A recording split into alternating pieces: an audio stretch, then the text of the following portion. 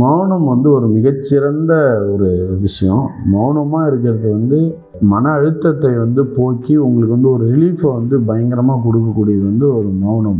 இந்த மௌனம் வந்து எப்படி இருக்கணும்? எல்லாருக்கும் தெரியும். நம்ம வந்து மௌனமாக வந்து சில பேர் வந்து பயிற்சி செய்கிறோம். அதெல்லாம் நிறைய விஷயங்கள் இருக்குது. இப்போ தியான பயிற்சியெல்லாம் செய்கிறாங்க இல்லையா, அதெல்லாம் இருக்குது. அப்போ மௌனமாக எப்படி இருப்பது?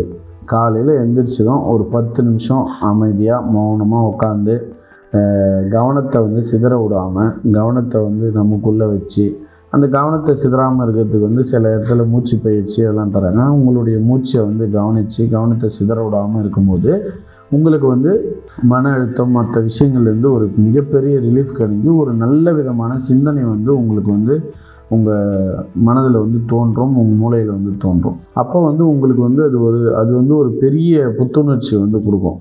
இப்போ ஒரு குறைஞ்சபட்சம் ஒரு நாளைக்கு வந்து ஒரு 5 நிமிடம் மௌனமாக காலையில் எழுந்திரிச்சு மௌனமாக உட்காந்து தியானம் பண்ணுறது.